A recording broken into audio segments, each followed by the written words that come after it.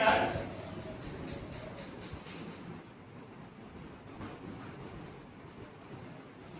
an 8-pole alternator runs at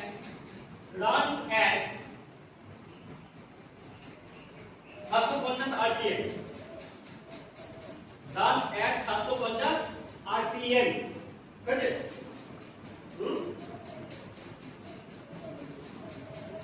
and supply power to a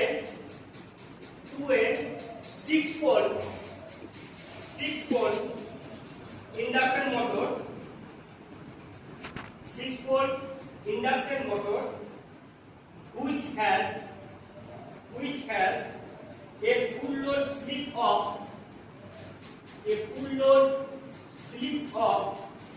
3%. Find the full load speed of the induction motor. Full load speed of the induction motor. ওই induction মোটরটার full load speed কত?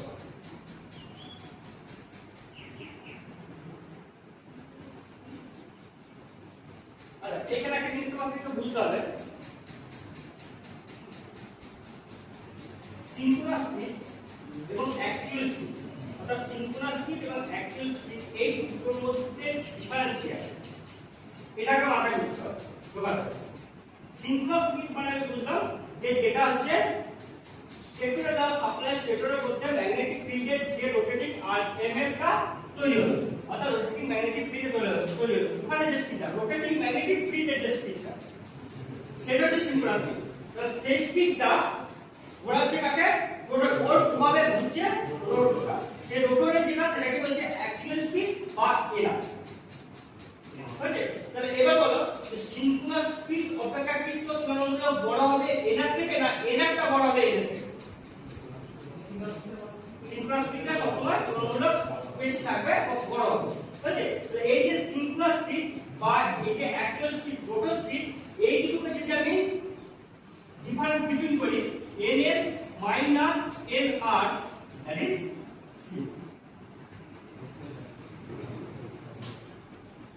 ns থেকে difference between ns minus nr হচ্ছে synchronous speed minus rotor speed বা actual speed. এটা হচ্ছে slip. Percentage of slip যখন করতে যাব তখন কি হবে?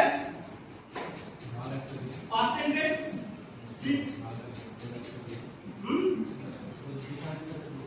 ns minus nr divided by ns into 100.